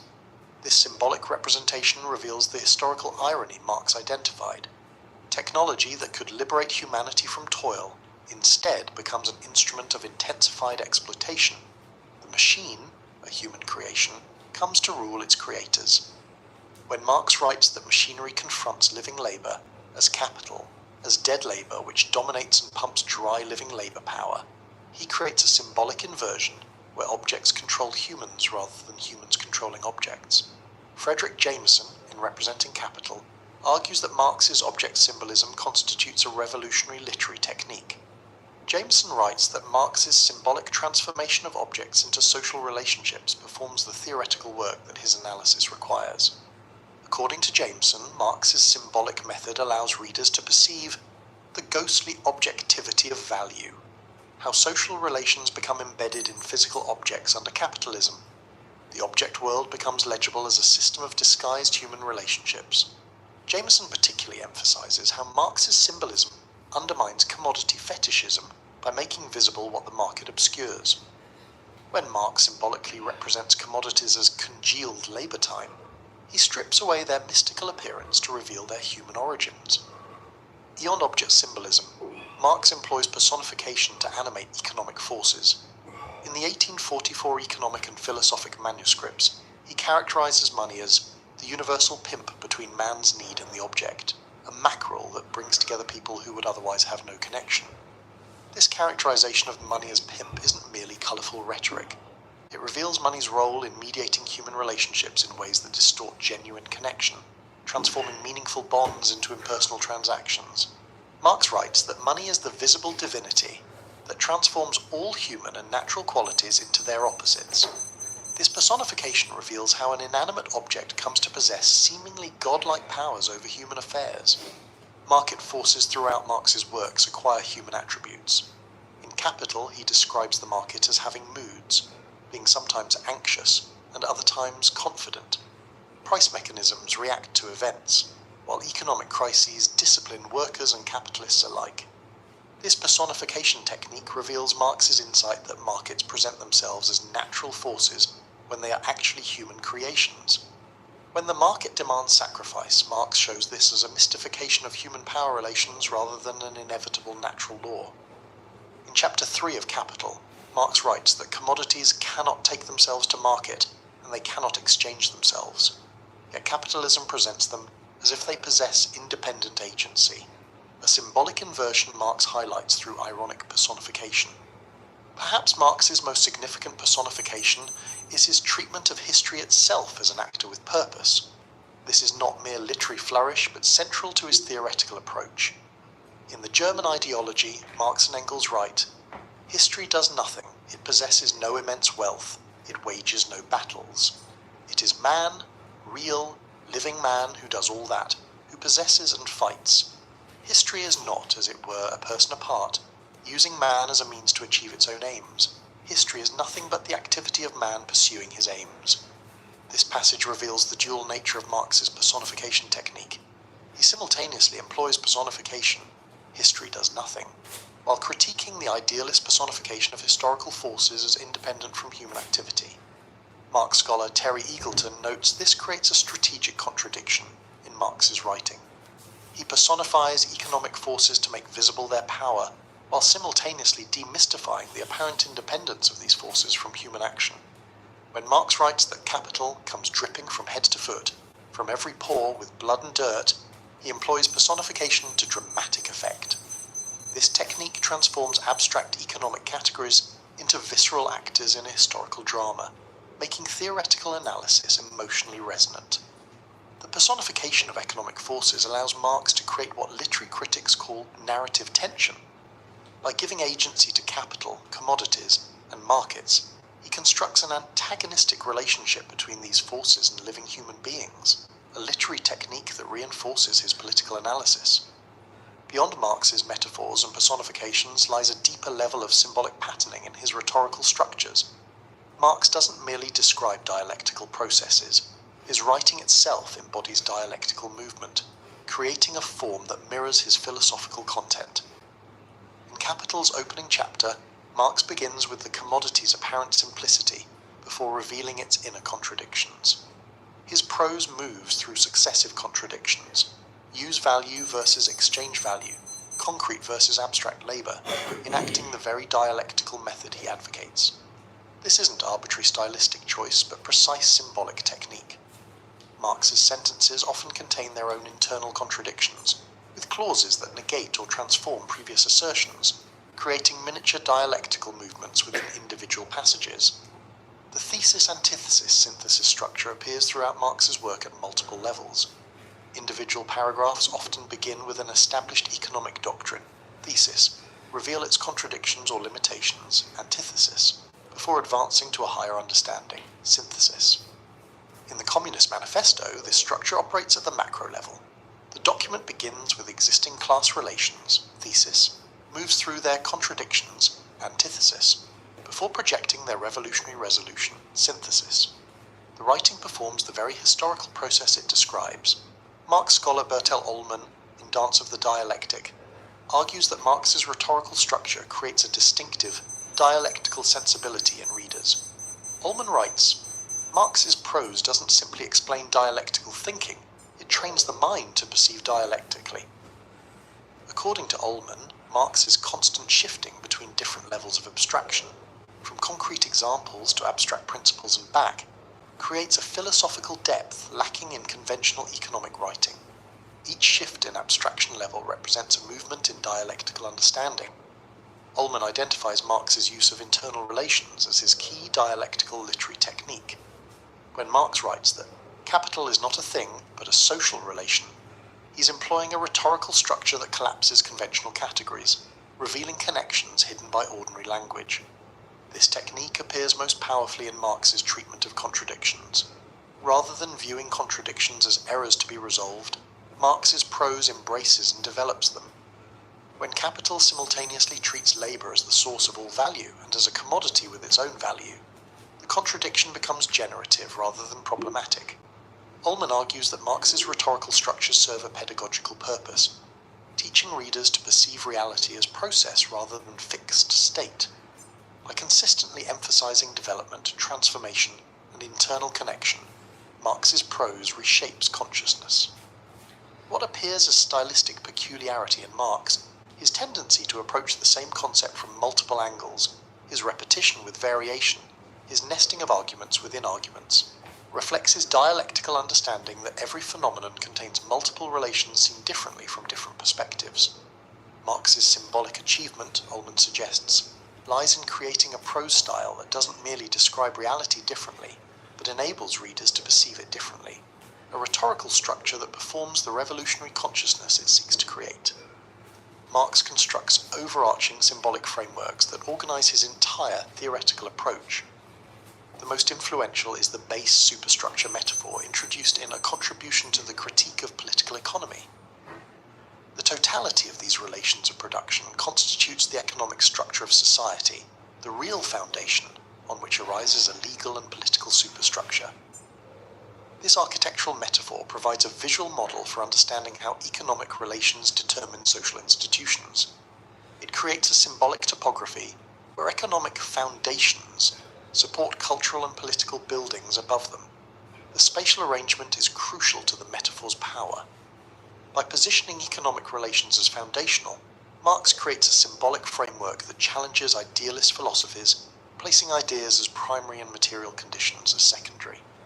In the German ideology, Marx and Engels develop another powerful symbolic framework using the camera obscura. If in all ideology, Men and their circumstances appear upside down as in a camera obscura. This phenomenon arises just as much from their historical life process as the inversion of objects on the retina does from their physical life process. This optical metaphor serves multiple symbolic functions. It characterizes ideology as an inverted image of reality, suggests that distortion occurs through a determinable physical process, and implies that correct understanding requires a systematic reorientation of perception. The camera obscura wasn't merely decorative, but structurally essential to Marx's critique of idealism. It provided a concrete visual model for understanding how consciousness is determined by material conditions rather than the reverse. Architectural metaphors appear throughout Marx's work, creating consistent symbolic frameworks. He describes capitalism as having hidden foundations, speaks of the edifice of bourgeois society, and characterizes revolution as the collapse of old structures and the building of new ones. In Capital Volume 1, Marx writes about penetrating into the hidden abode of production, creating a spatial metaphor where surface appearances, the market, conceal deeper structural realities. The architectural framework becomes a symbolic journey from appearance to essence. Political institutions are consistently described as superstructural, positioned above and determined by economic relations. This spatial arrangement symbolically counters liberal political theory, which treats political institutions as foundational rather than derivative. Raymond Williams, in Marxism and Literature, offers crucial insights into these symbolic frameworks. Williams argues that Marx's base superstructure metaphor has been oversimplified by later interpreters, noting that Marx himself used it with greater nuance and flexibility. According to Williams, the architectural metaphor was intended to combat idealism, but risks creating a new form of determinism if taken too literally. He suggests that Marx employed this symbolic framework strategically rather than dogmatically. Williams points out that Marx's symbolic frameworks evolved throughout his career. The rigid spatial metaphors of his earlier works gave way to more dynamic processual models in Capital, where economic and cultural elements interact in complex dialectical relationships. What makes Marx's symbolic framework so powerful, Williams argues, is their ability to organize complex social phenomena into coherent patterns, while simultaneously revealing relationships that ordinary perception misses. They function as both analytical tools and revelatory devices. At the most granular level, Marx employs distinctive linguistic patterns that reinforce his theoretical framework. His most memorable line from the Communist Manifesto demonstrates his mastery of paradox. All that is solid melts into air. All that is holy is profaned, and man is at last compelled to face with sober senses his real conditions of life. This famous phrase, everything solid melts into air, encapsulates capitalism's contradictory nature through linguistic contradiction. The solid becoming airborne represents how capitalism simultaneously creates material structures while dissolving traditional social bonds.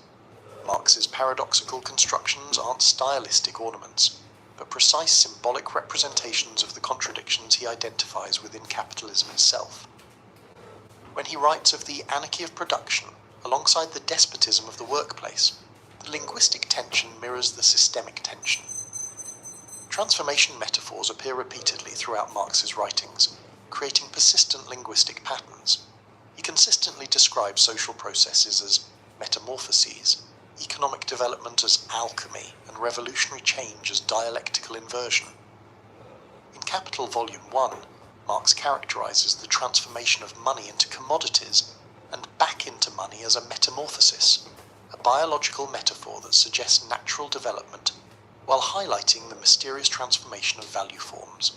This repetition creates a linguistic pattern that reinforces Marx's view of capitalism as perpetual transformation rather than stable state.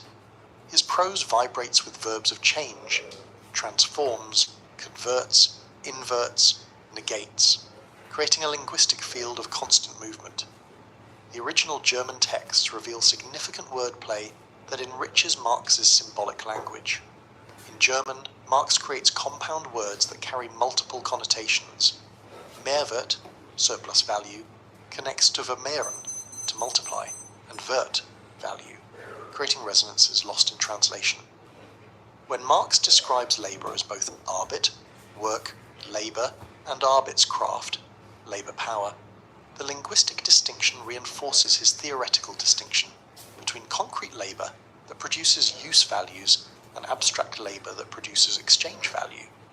Marx's famous phrase Entfremdung, alienation, carries richer connotations in German, suggesting both making foreign and taking away, a dual meaning that precisely captures Marx's concept of workers becoming estranged from their own productive activity. Louis Althusser, in Reading Capital, offers penetrating analysis of Marx's linguistic patterns. Althusser argues that Marx employs a symptomatic reading technique that attends to silences, absences, and contradictions within text, creating a distinct linguistic methodology. According to Althusser, Marx's linguistic patterns represent a scientific revolution in discourse. The repetition of certain terms, surplus value, relations of production, and the systematic development of conceptual vocabulary constitutes not merely style but scientific innovation. Althusser particularly emphasizes Marx's creation of what he calls an epistemological break, a fundamental shift in how language relates to reality. Marx's linguistic patterns don't simply describe a pre-existing reality but construct a new conceptual framework that makes previously invisible relationships visible. What distinguishes Marx's linguistic techniques, in Althusser's view, is their systematic character. The repetitions, contradictions, and transformations aren't random rhetorical devices, but form a coherent symbolic system that performs analytical work through language itself.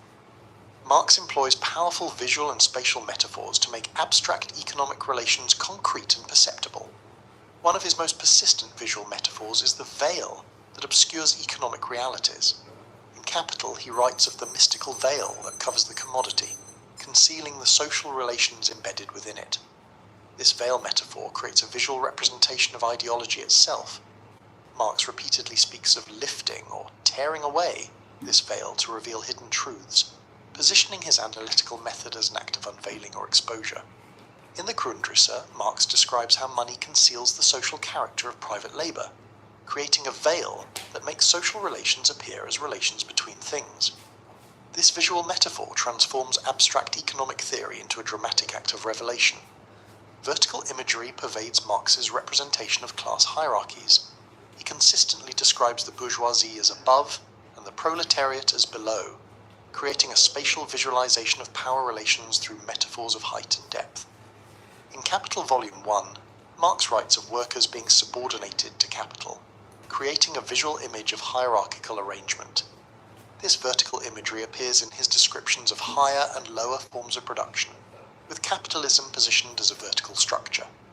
When describing factory organization, Marx emphasizes vertical chains of command, managers above workers, owners above managers, creating a spatial representation of authority that makes power relations visually concrete. Circulation and movement metaphors dominate Marx's representation of capital itself.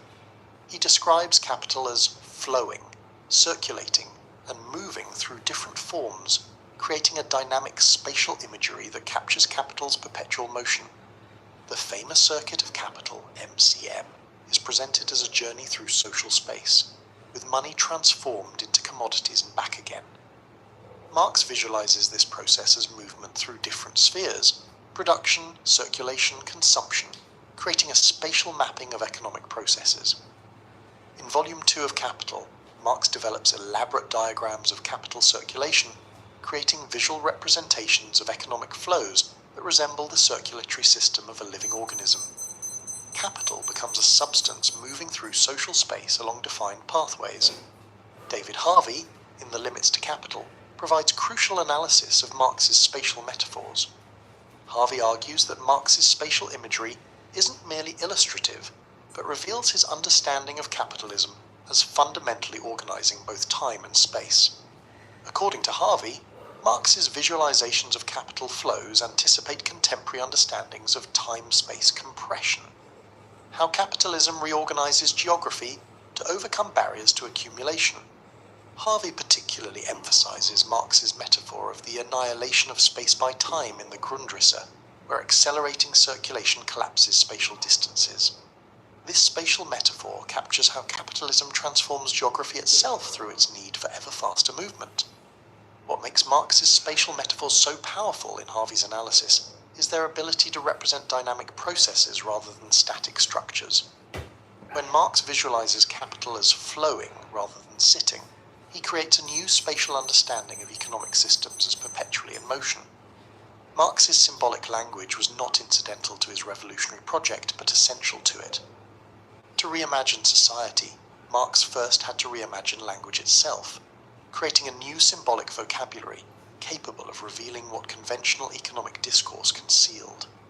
His literary devices weren't mere rhetorical flourishes, but analytical tools. The vampire metaphor, the commodity as hieroglyphic, capital as congealed labour, these symbols performed theoretical work by making visible the hidden operations of capitalism that ordinary language obscured.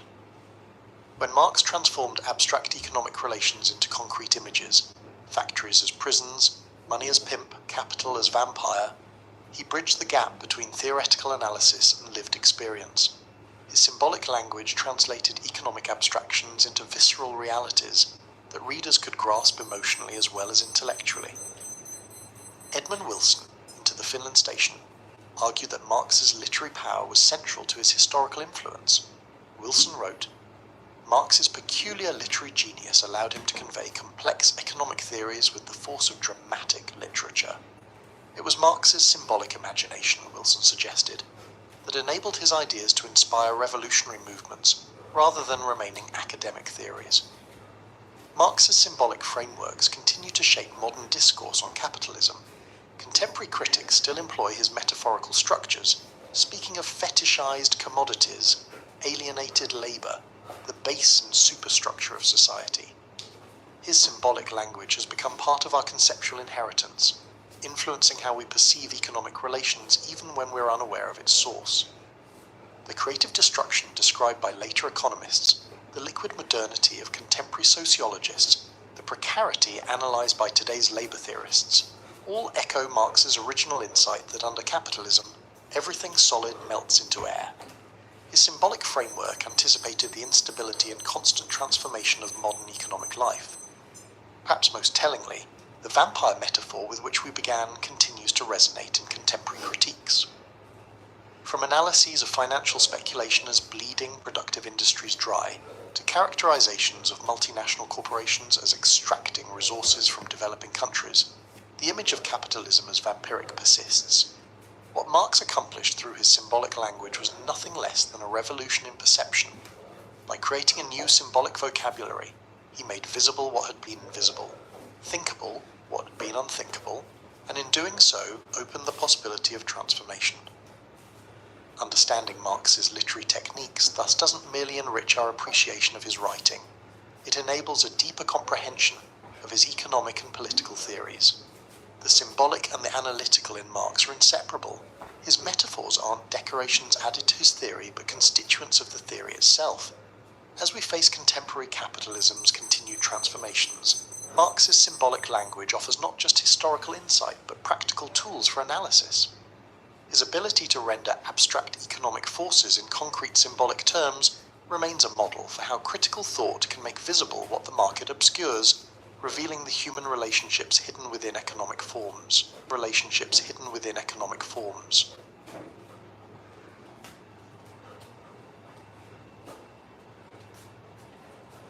This documentary is presented to you in the form of an audiobook.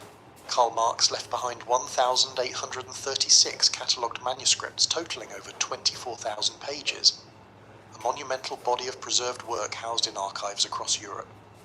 Yet documentary evidence confirms the existence of at least 4 significant manuscript collections that have vanished since his death.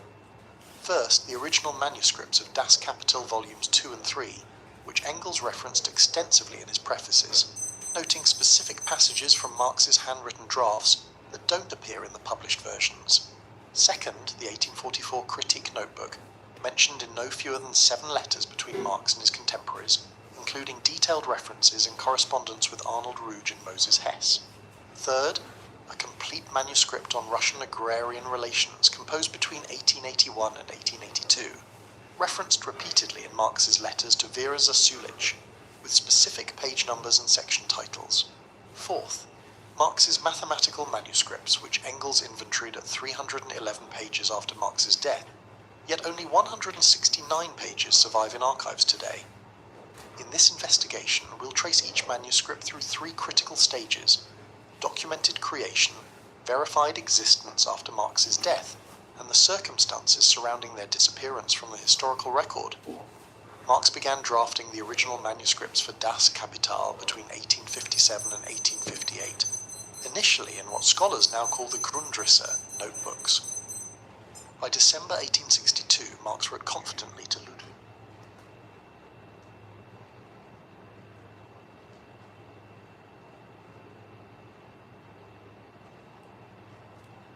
Great successes were gained in the fighting, and in addition, an extensive training campaign was started. And thanks to production, the personnel of the government and other organizations live a better life and work with greater devotion and efficiency. This is the case both in the border region and at the front. End quote. We must learn to do economic work. January 10th, 1945. Chapter 21. Self-reliance and arduous struggle. Quote, "On what basis should our policy rest? It should rest on our own strength, and that means regeneration through one's own efforts. We are not alone. All the countries and people in the world opposed to imperialism are our friends. Nevertheless, we stress regeneration through our own efforts, relying on the forces we ourselves organize. We can defeat all Chinese and foreign reactionaries." End quote. The situation and our policy after the victory in the War of Resistance against Japan.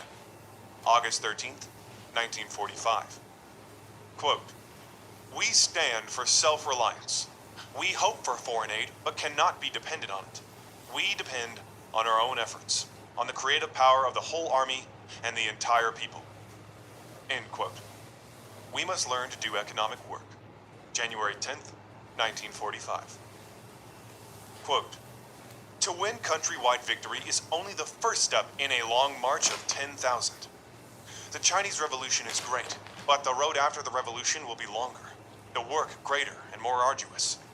This must be made clear now in the party. The comrades must be helped to remain modest, prudent, and free from arrogance and rashness in their style of work. The comrades must be helped to preserve the style of plain living and hard struggle." End quote. Report to the Second Plenary Session of the 7th Central Committee of the Communist Party of China. March 5th, 1949. Quote, "We must thoroughly clear away all ideas among our cadres of winning easy victories through good luck, without hard and bitter struggle, without sweat and blood." End quote. Build stable base areas in the Northeast. December 28th, 1945. Quote, "We should carry on constant propaganda among the people on the facts of world progress and the bright future ahead so that they will build their confidence in victory. At the same time, we must tell the people and tell our comrades that there will be twists and turns in our road. There are still many obstacles and difficulties along the road of revolution. The 7th Congress of our party assumed that the difficulties would be many, for we preferred to assume there would be more difficulties rather than less. Some comrades do not like to think much about difficulties, but difficulties are facts. We must recognize as many difficulties as there are and should not adopt a policy of non-recognition.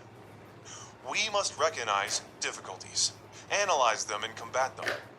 There are no straight roads in the world. We must be prepared to follow a road which twists and turns and not try to get things on the cheap. It must not be imagined that one fine morning all the reactionaries will go down on their knees of their own accord. In a word, while the prospects are bright, the road has twists and turns.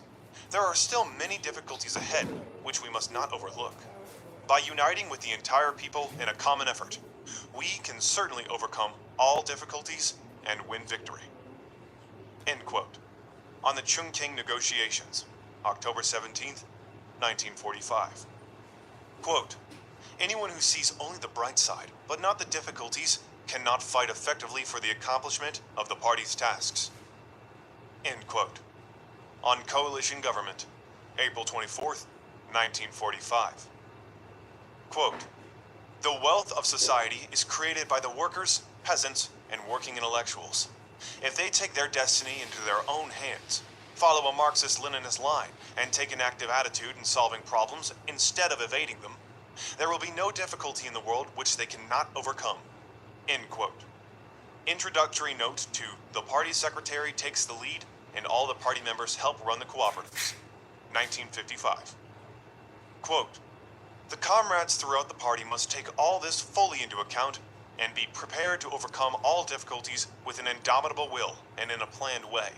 The reactionary forces and we both have difficulties, but the difficulties of the reactionary forces are insurmountable because they are forces on the verge of death and have no future. Our difficulties can be overcome because we are new and rising forces and have a bright future. End quote. Greet the new high tide of the Chinese Revolution. February 1st, 1945. Quote, in times of difficulty, we must not lose sight of our achievements. We must see the bright future and must pluck up our courage. End quote. Serve the people. September 8th, 1944. Quote, new things always have to experience difficulties and setbacks as they grow. It is sheer fantasy to imagine that the cause of socialism is all plain sailing and easy success, without difficulties and setbacks or the exertion of tremendous efforts. End quote. On the correct handling of contradictions among the people. February 27th, 1957.